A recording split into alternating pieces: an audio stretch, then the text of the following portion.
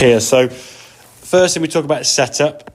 See the difference in the grip there? And that's something we often gone back to. I think from the very first lesson we discussed that. Lesson 2, 3 and 4 we're fine. And we often go back to that kind of old grip there, which is sort of the fingers sort of wrapping over that thumb. So just getting the thumb a little bit more, just a bit more tidier with the grip there. So you're gripping the club. And sometimes if you're holding a pen, you sort of hold it. You wouldn't have your hands sort of like grappling onto it and stuff. It looks a bit kind of like you've got a hammer. You're trying to whack something hard with, which I suppose technically you are. But yeah, in terms of the movement though, we talk about that hip from the sort of first few sessions, getting the movement correct. If we look at this left-hand one now, it kind of moves a bit early there, and because of that early move, there's no hip, there's no sort of shoulder turn. You're not really making the club go back as far as you want to.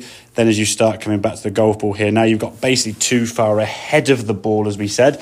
And what then you do to kind of recover that, as you'll see now, if I draw a line down sort of the centre part of your face there, you're now in front of the golf ball. And your brain kind of realises, it goes, oh, hang on, I'm not getting the ball up in the air, I better do something. And what you do, and this is something you don't even realise you're doing it more than often, okay?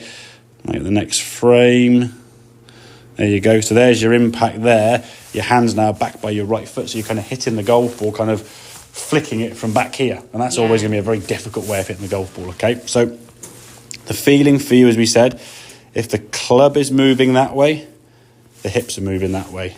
As the club is moving that way, the hips are sort of staying where they are. As the club is kind of doing that, the hips are going, wrong colour. There we go, hips are going around the corner. Yeah? So you're just basically following the direction the club goes. If we look at this one here now, again, grip's much better. We're moving back here now. There's definitely a weight shift onto that right side. Now we kind of stay there. As the club then starts getting to the top of the back, so we can see a longer, wider backswing. And as the club now has a little bit of that hip movement there, you can just see sort of moving towards target, just at the top there. And I'd rather see you do it a little bit late than a bit too early. Could we gone a little bit earlier there? Possibly, but it's such a bang bang, kind of like such a small gap. The feeling you're getting there now, you're getting the body in a better position. You're getting that tilt to the spine we talked about, where you're kind of getting back there, and you've got this movement. You're not kind of tilted this way as you were from the start. Again, much better backswing in terms of length of swing. As you then start coming back, the hips now you can see are leading and getting back to the golf ball. There's your impact now. We can see your hands now more on top of the golf ball, so they're more in between your legs there, whereas this one is back by your trail leg, sort of scooping at it. Just your body shape, so your head sort of tilted a bit this way, kind of trying to hit it from an awkward angle.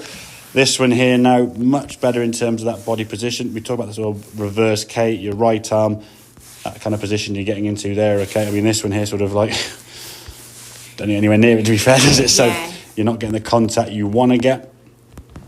And then this one here on the right side, as you then go through, because of the good backswing that's gone before, you're able to rotate through, finish up on your left side, knees coming together, you're up on that right foot more, fully facing the target. So the feeling is, in a nutshell itself, think, okay, the direction the club is moving, and it's always worth doing it super slow, the direction the club moves, your hip and weight shift follows. As it stops, it changes direction, yeah? So you're sort of moving up and down, yeah? We started off before, it was the very first lesson, going this way. You were sliding outside your right leg. You've worked hard on getting the hips to change that direction. It's now just bumping them a little bit to get that kind of move in together, yeah? Yeah. Does that make sense, yeah? So that would be where I would focus the thought on.